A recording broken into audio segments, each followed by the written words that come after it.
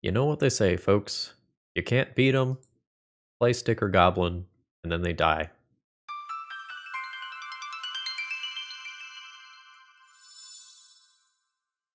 Hello, folks. Phil Gallagher, aka ThrabenU, here for another Legacy video. And today I'm just going to play what I think is the best deck in Legacy.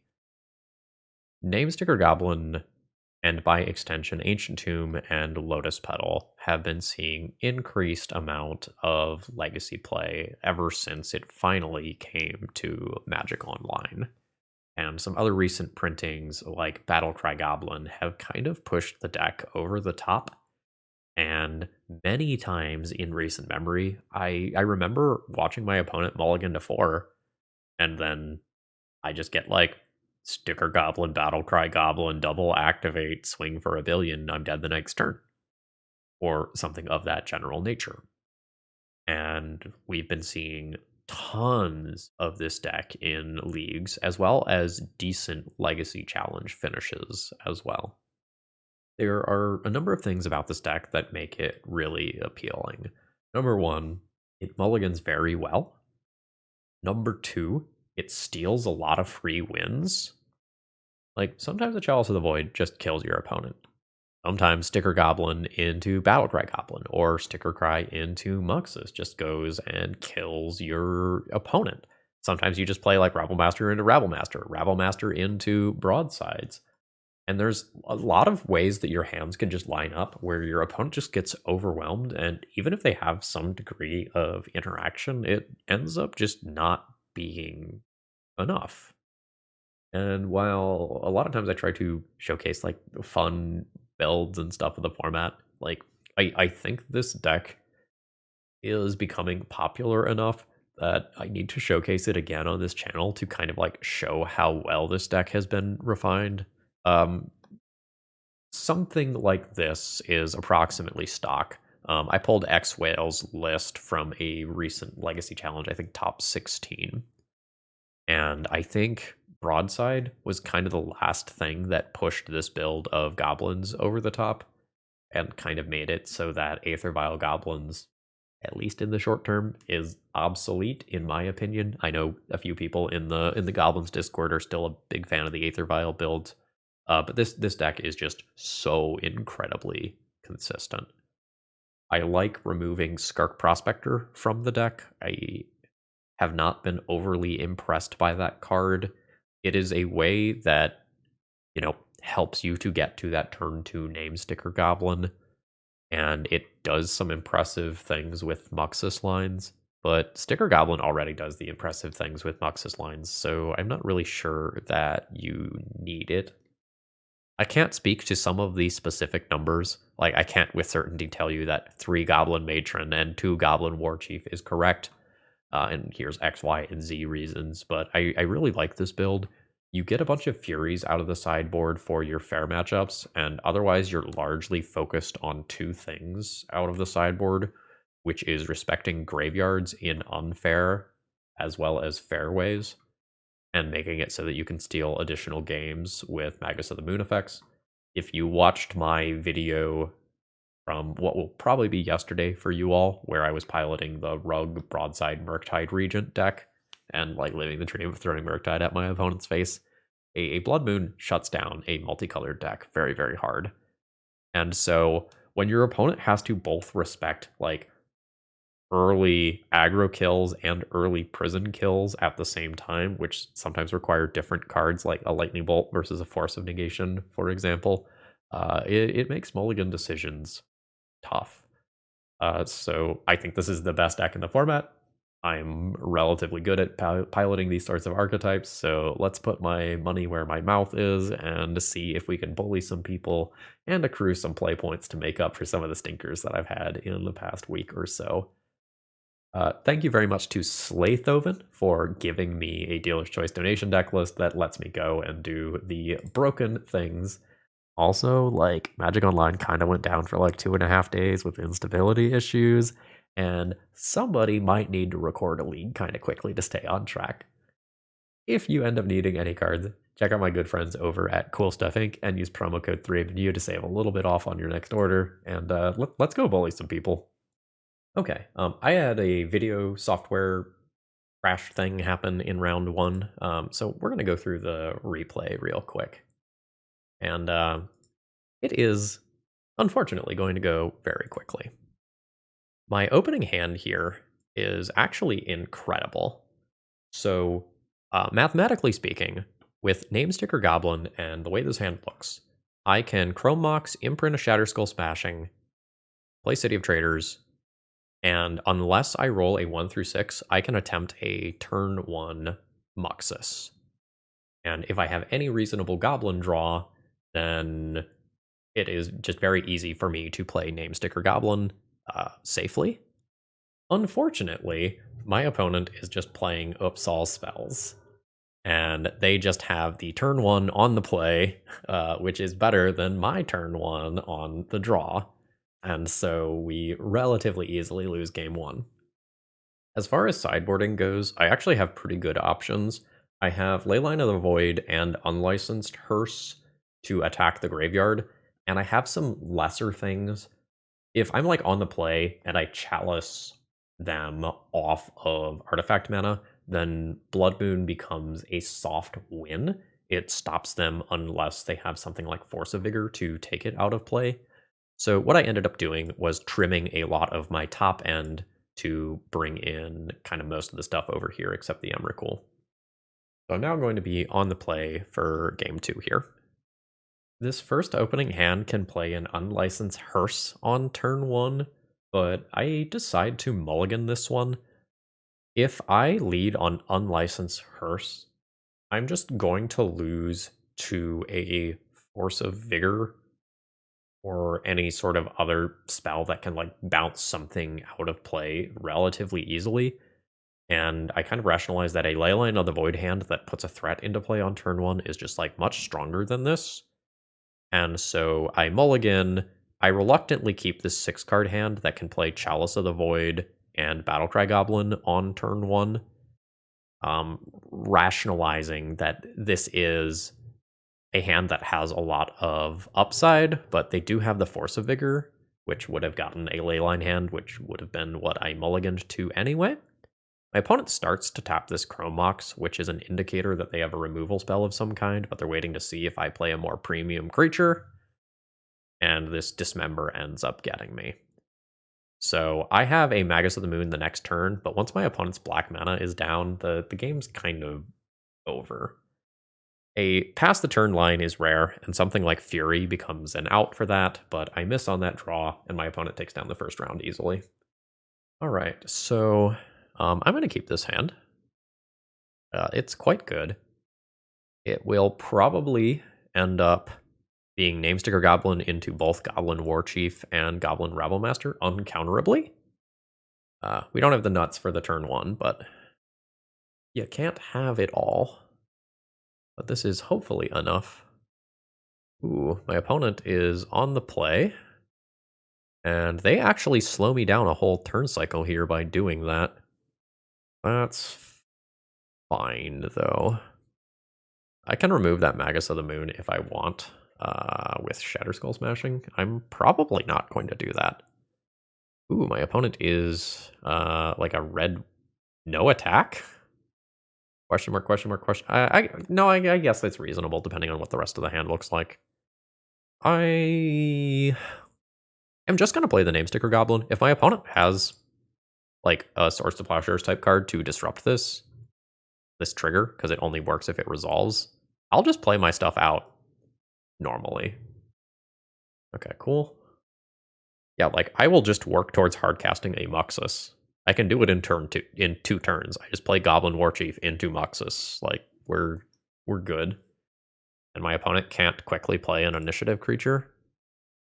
Archon of Ameria. I guess that's a reason not to play Mountain. I'm not sure that it really matters. I'll play Cavern. It enters tapped. I have 3 mana this turn. I'll play a Warchief. I don't get to Muxus anymore. But yeah, it's kind of weird that like playing Mountain was just wrong. That I could have foreseen that though. Now I don't think my opponent's Magus of the Moon can attack anymore. My opponent agrees. I just take a little bit of damage. It's no big deal. Muxus is coming. I only get to play one spell this turn. I'm thinking about making it Chalice of the Void in case my opponent is on a random Swords of Plowshares based build, but I don't think I'm doing that. Let's just play a land.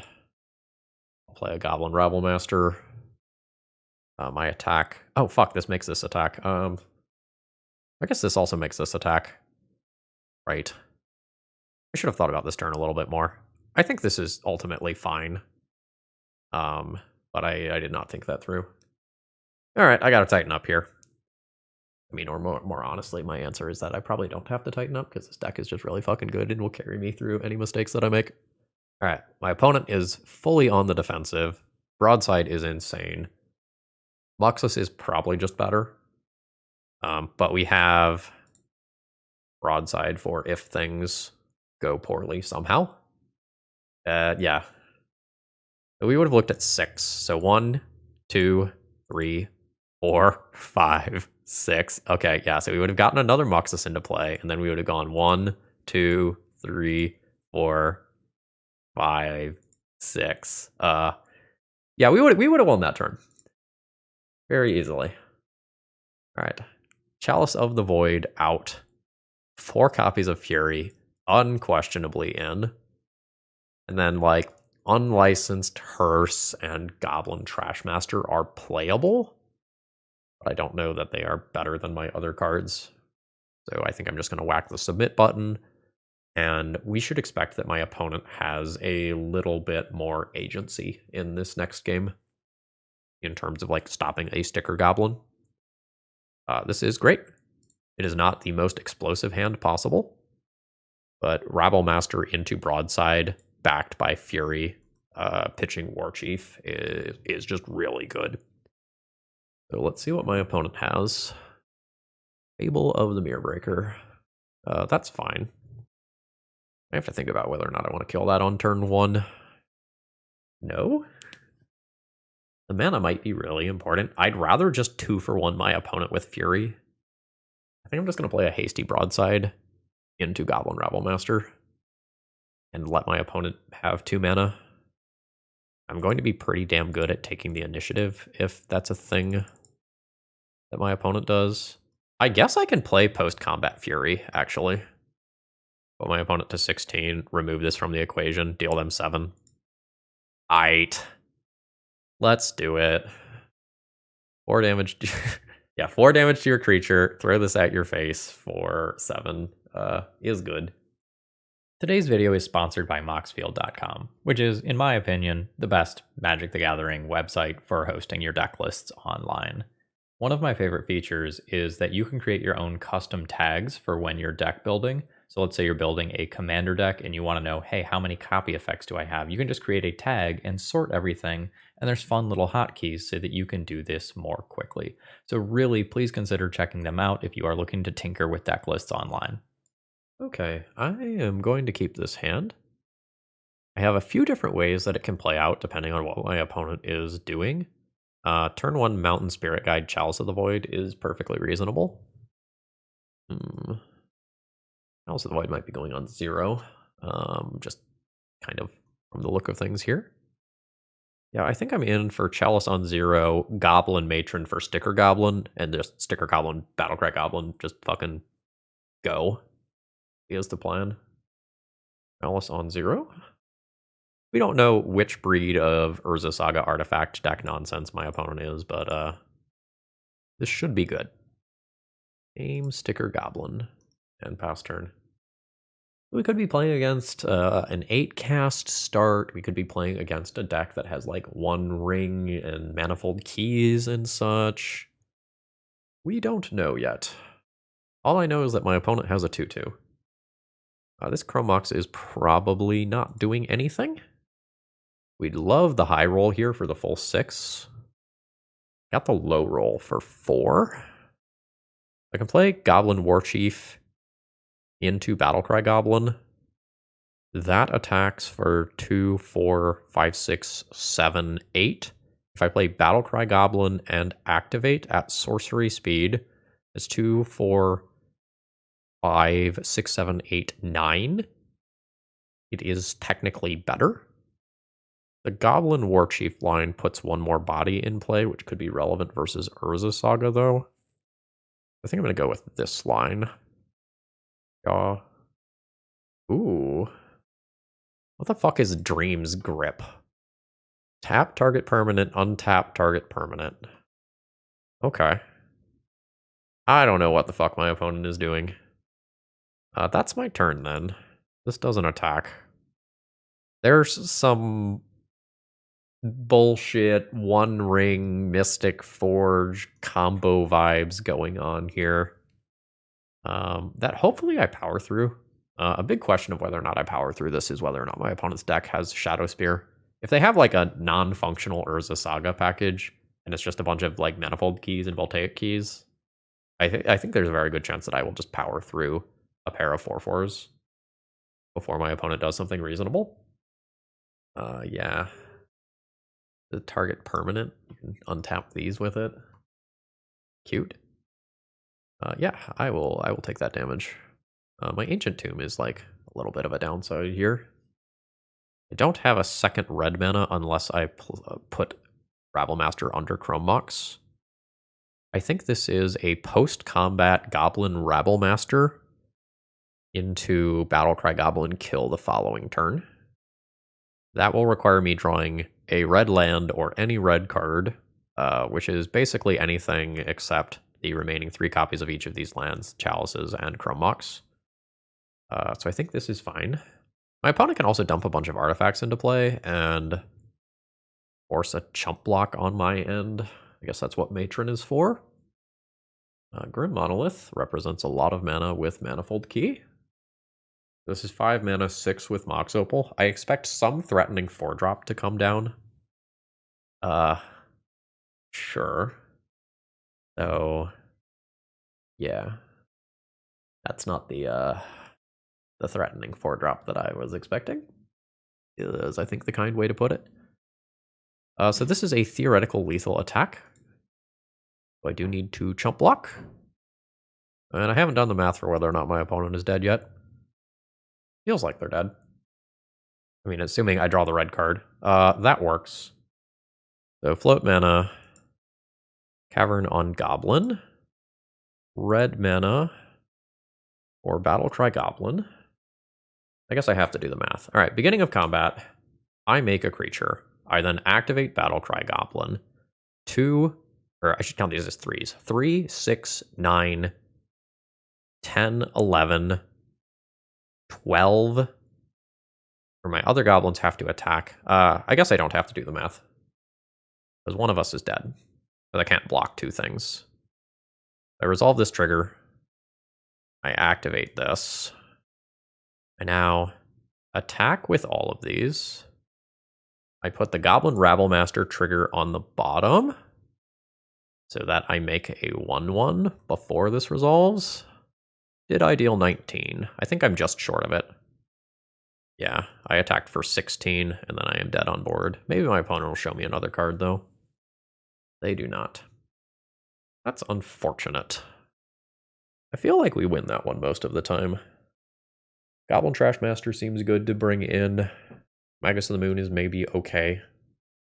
Fury is a thing I can consider. Chalice of the Void on either 0 or 1 is probably fine. I'm going to play Magus of the Moon as well as the Blood Moon for combating Urza's Saga. What's the weak link here? The red of these Goblin War Chiefs is a little slow, and I feel like I can go down some number of these cards to board these in. I don't think I'm going to board Fury till I see more of my opponent's deck. Let's just go down 1 of each. This is turn 2 Sticker Goblin into some bullshit. We'll keep this one. And even if Sticker Goblin gets countered, I just have like Rabblemaster into Broadside or vice versa, depending on circumstances. Follow up with Battle Cry Goblin a little later. This hand's very good. All right, my opponent kept on 6. We just go Mountain Pass. There's another Saga opener. Into a key. That's all fine. Sure. My opponent really needs to show me a Force of Will for this Sticker Goblin, or Things are going to get a little wild. All right, so it seems like they have a counterspell, and they're deciding whether or not they want to use it on this. So if Sticker Goblin resolves, I want to play 2 cards, which I can always do, even on a low roll, since I have a Spirit Guide. All right, we're in play. Ooh, it is a Dismember instead, which costs 4 life and the Lotus Petal. That fizzles this trigger. And I'll pass the turn. Opponent's Saga goes up. 1, 2, 3, 4, 5 mana available this turn. I really just want 1 more mana to play a Muxus. Broadside attacking next turn. Could huck a Rabblemaster to kill a token. I'm going to put the Rabblemaster into play. Or not. That's the untappy thing again. Alright. Untappy thing is very good at being pitched to Force of Will. Opponent has shown us that much. Like, surely this can't exist purely because of Basalt Monolith. Grim Monolith, right? Like, there's got to be something else, right? Like, there's got to be some way to combo harder. I think I'm fine if I cast a Muxus, if I draw a mana source. I mean, that'll do. Alright. Respectable Muxus hits, please. Alright, let's see how good it is. It's terrible. I only hit once. So I'll use this ability. I guess I'm just getting a Sticker Goblin, and we're just, like, gonna go to town with Cry Goblin. I don't have red for Trashmaster, so... That was... I mean, it's not the worst possible, because I did hit a Goblin. But that was pretty bad, and I think I only boarded out 2 Goblins. Or no, I did board out 4. I guess the EV on Muxus is slightly lower. This Urza Saga currently can't activate. I don't... Are you supposed to dismember with that timing? And are you supposed to attack? Are you dead? I mean, I'll do math in a minute, but feels like you might die for that. Especially if I high roll here. A 5. Play Cry Goblin and activate is how much? 3, 6, 7, 8, 9? Not quite. Okay, so I shift to a control roll. That's fine. I play Broadside and Cry Goblin. Go ahead and attack. So, I knew this was coming. Now we target the construct token that is about to be untapped. I still think I'm just going to throw Matron at it. I take myself out of lethal range from this construct token, and then I imagine that Cry Goblin attack activate in some capacity ends up killing my opponent. Opponent's multiple dismembers are quite good. Third Urza Saga, wild. That's the 1 ring. That buys them a turn. I'll take 4 and go to 4, that's fine. Anyway, you can all see what this does, clearly. My opponent has protection from everything. Their creatures, however, do not. I'm going to play a secondary Broadside, which resolves. I will go to combat. I'm going to attack with creatures with total power 6 or greater to get another creature. I'm not going to deal any combat damage to my opponent, but that's not the point. Point is activate Broadside, target construct token. I'll throw Sticker Goblin at it. You can draw cards. And you need to do some sort of crazy nonsense 1 ring, draw your deck, untap it with that card you keep pitching to Force of Will stuff, or we're dead on board. That's an Urza Saga token. That's not enough.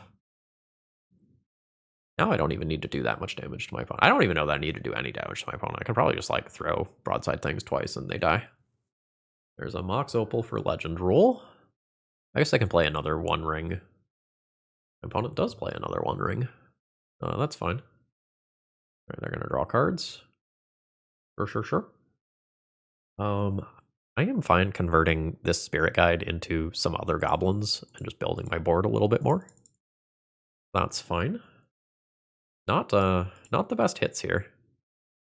Opponent has protection from everything. Will still attack with creatures power 6 or greater for Cry Goblin purposes. And my opponent ends up in largely the same spot they were in last turn. They can untap the One Ring to draw a couple more cards, though. So it's possible some combo shenanigans can happen. Can't do anything about it if it does. However, any turn where my opponent passes the turn, they're dead. Just full stop. I don't think they are supposed to activate to make a construct token.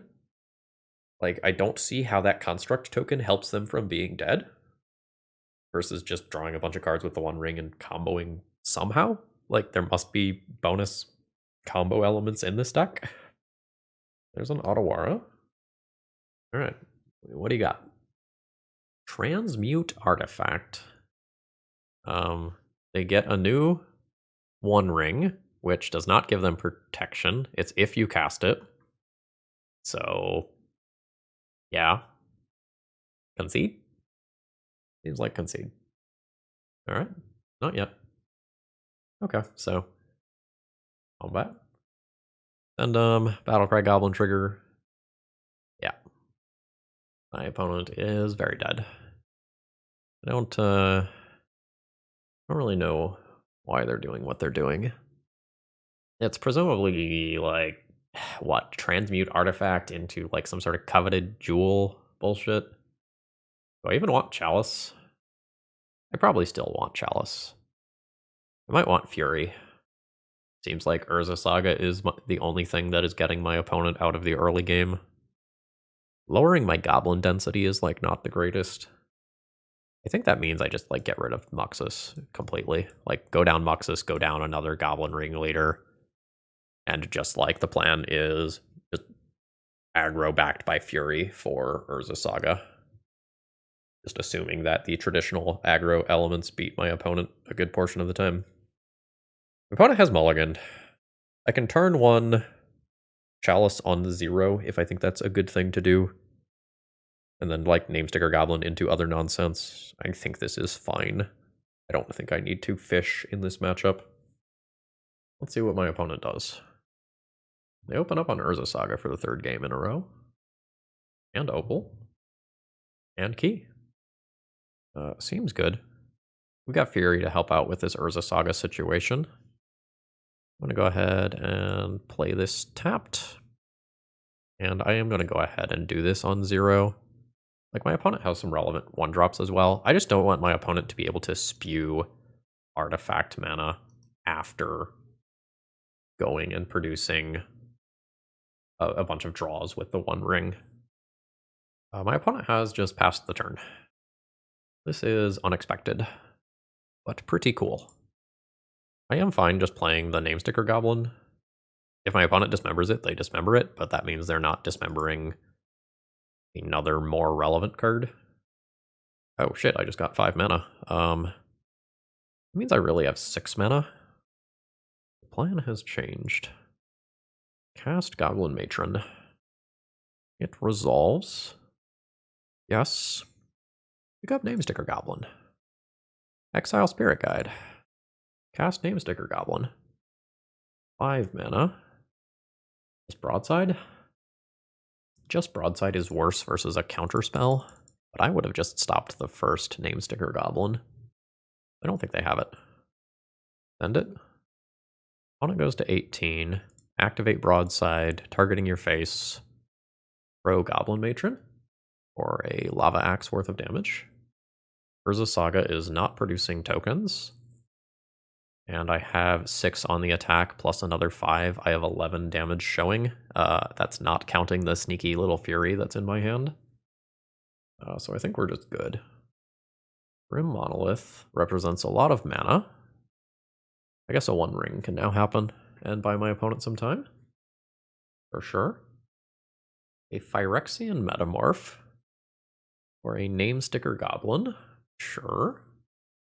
A Relic of Sauron. That's fine. One Ring. Buys my opponent some time. They'll draw. Opponent doesn't get to play out the 0-drop artifact mana cards profitably. Am I destroying my opponent's Sticker Goblin, or am I just playing Goblin Matron? I think I'm just playing Rabble Master. So I make a token. My goblins are forced to attack. Broadside, target name Sticker Goblin. Throw the goblin token at it to get it out of the way. And we've got lethal next turn. Opponent loses some during their upkeep. You know, it's possible they can combo me off. Or play another One Ring to buy another turn. But their deck has not done much outside of just Urza's Saga yet. Untap on a Mox Opal? Using the Mox Opal mana? Okay. 3 mana. A Phyrexian Metamorph. Sure. With a low roll. That ends up being a +1 mana for them since they paid life. You could cast a new One Ring. A Dismember. You are at 4 life, facing lethal. I'm very glad my opponent was not playing an optimized version of their deck list. I think if they were just playing like the Turbo Mystic Forge version that's not trying to get cute, and they just like still have all of these dismembers, there's a very good chance that I just end up dying. All right, my hand is pretty insane. We're probably playing against lands, so they're just like not gonna interact versus my name Sticker Goblin nonsense that I'm gonna do on turn 1. Sylvan Library. Friend, I don't think you're gonna be paying a lot of life with that. I'm fine playing Ancient Tomb. The question is, what do I put under? Probably just Rabble Master. So we'll Rabble Master, and then we'll name Sticker Goblin twice, and then hopefully end up with enough mana to Matron into something spooky. We got 5 that time. This leaves me with 4 mana left, which is a very convenient number, because that gets Battle Cry Goblin, casts Battle Cry Goblin, activates Battle Cry Goblin. This is my turn 1, and we attack for 12. Good game. Opponent needs Tabernacle, probably doesn't do it. They need Glacial Chasm. It's turn 2 for them, and they were on the play. This sort of thing is why I am calling this the most powerful deck in Legacy. Alright, I want Blood Moon, Magus of the Moon, probably Goblin Trashmaster. Furies are worth considering to get Urza Saga Construct tokens out of the way. I think I'm going to ignore the graveyard. So these 4 are in immediately, and then do I want to mess around with this stuff? I think in most of the games that I win, my opponent's life from the loams are like not a priority. I'm going to try without Fury, I think. I'm going to try without Fury and Hearse and just like make this small adjustment. So I can have 4 mana on turn 1. I'm not sure that this is good though. Like I Broadside without the best follow-up. A Goblin War Chief with no red mana remaining. I play Ringleader with no red mana remaining. I think I'm just going to mulligan this one. Second hand is good. I am going to keep this one. I think I get rid of the Muxus and just assume that name Sticker Goblin into Blood Moon or Magus of the Moon in some combination usually ends up winning this one for me. And this may be a time where my opponent is mulliganing to beat the creatures, and then like this random lock piece nonsense that I have as my 3 slots in my sideboard end up being the thing that beat them. I think to stay competitive, my opponent needs to have a turn 1 Mox Diamond hand or Exploration. That is not going to be the best here. Okay, there's a Mox Diamond. That helps a lot. That means that they can have colored mana after a moon effect. That's fine. We're just going to play Mountain and pass. Now my opponent has 2 cards here since they mulliganed pretty aggressively.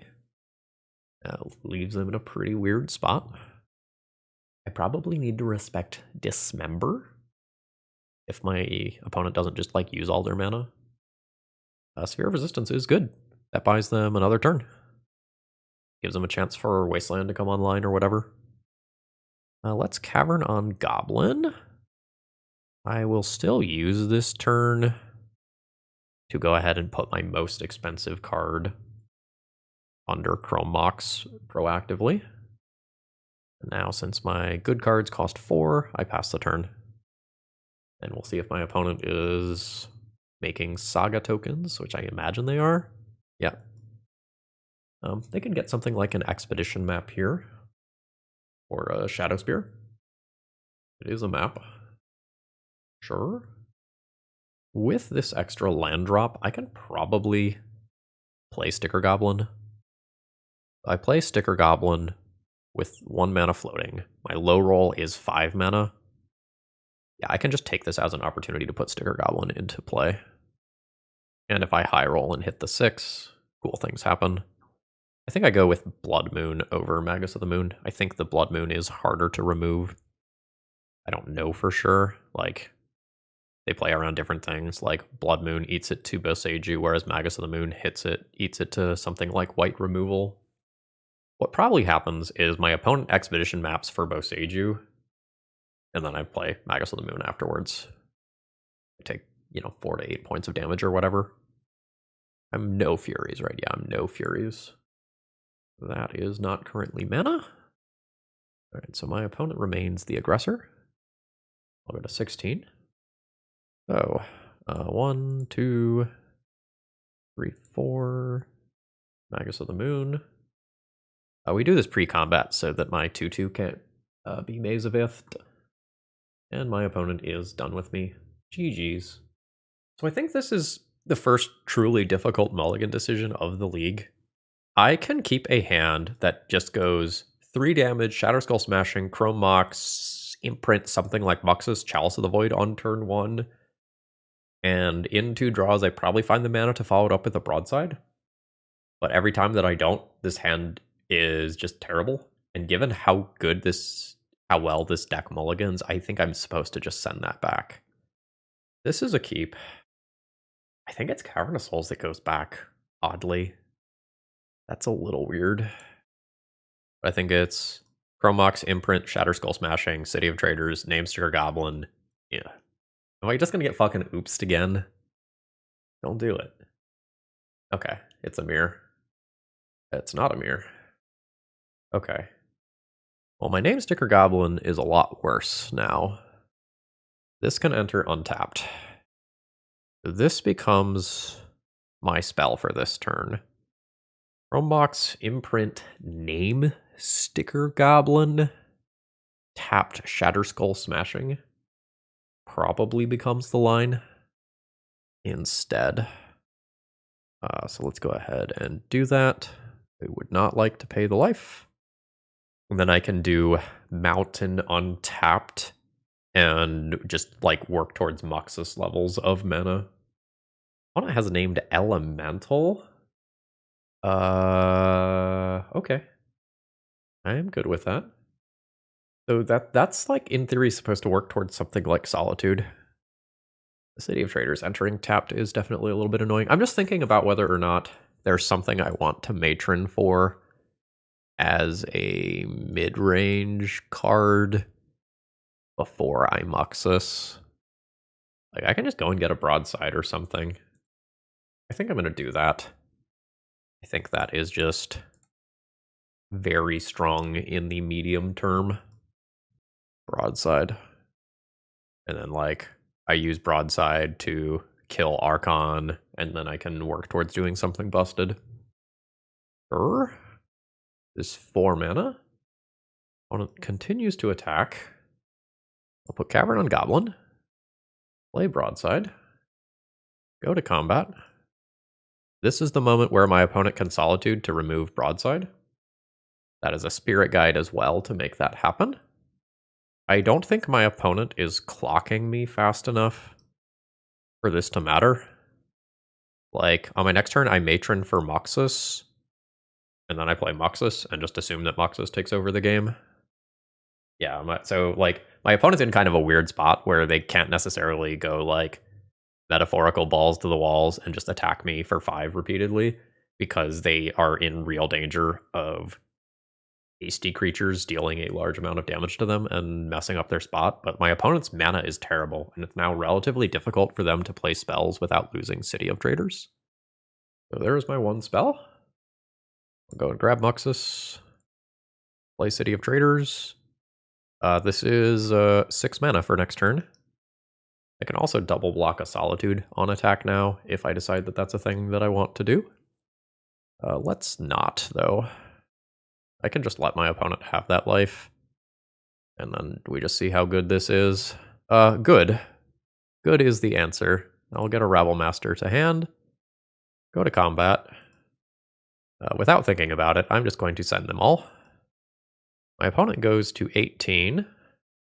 This broadside, going to kill Solitude, junking a Matron.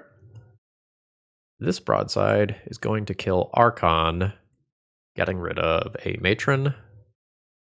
This leaves me with the ability to double spell next turn, and I probably just have lethal damage on board in addition to that. Okay. So, why did my opponent keep their hand? They kept a turn 1 Archon on the play with 0 ability to follow that up. Like, they didn't have a Caves of Chaos Adventurer, they didn't have any other, like, real red threat. Did they keep 7? Yeah, my opponent kept their 7-card hand. I don't know about that one. Like, obviously, I'll take it. My Chalice of the Voids come out 4 Furies. And then from there, I can decide if I want something like Trashmaster or Unlicensed Hearse. I think I don't want to lower my density of goblins. I'm just going to whack the submit button. My opponent is presumably playing a red-white initiative deck. Like, there are some other things they could be playing. This has Fury to clear opposing creatures and can probably do something gross with Goblin Matron for Sticker Goblin. Okay. So I can get on board first, if I want to. Archon would make getting Sticker Goblin worse. I don't think I care, because I just have Fury and Shatterskull Smashing to pitch to it. I think I'm going to go ahead and get the name Sticker Goblin and be happy enough with this. Oh? Oh, okay. My opponent is playing a mono white deck instead, with Legacy staple, Eagles of the North. Note that I 5-0'd playing something of this general ilk, and I do not recommend it. It won. It won games of Magic, but I was always left going, how did I win when my cards were so bad? It is an Archon. So I'll just Fury that out of the way and then pop off. I think I pitched Shatterskull Smashing here. Oh. My opponent has F6 too. That's bad for them. It could get very gross in here. It depends on how well I roll with this. That is a 5. I can Battle Cry Goblin and activate. I think that's worse than crapping creatures everywhere, though. I think I'm going to play the Bombos and Battle Cry Goblin. Just accept attacking for a measly 3 points of damage, and then activating Broadside, throwing a Matron for 5 more. This just leaves my opponent dead on board. Let's see what they can do about it. Brutal Cathar. Sure. That has to remove Broadside, or my opponent's just dead. But this creature can't block, or I get my creature back. So I just attack my opponent for 4, then set up something gross for the following turn. Could just pump. I think that's worse than getting a Sticker Goblin, though. Let's put this on Goblin. I guess I could also just pick up another Broadside. I'm going to send both of these. Oh, my opponent's going to trade. Yeah, I will take Broadside back. Absolutely. Now, Boast is if this creature specifically attacked, just FYI. So now I will Goblin Matron. I have a lot of options. I'm just going to pick up another Broadside. The Menace and Haste is really good here. Not to mention the Fling aspect. My opponent's at 6 with an Ancient Tomb in play. I think I just fully ran over my opponent. That is indeed accurate, and we do a 4-1 in this league very quickly, with our only loss being to Oops All Spells that just went off under us, which is hard to do. Yeah, so with like no content creator hype, like objectively speaking, I think that this is probably the best deck in Legacy right now. Like, said it at the beginning of the video, fully believe it.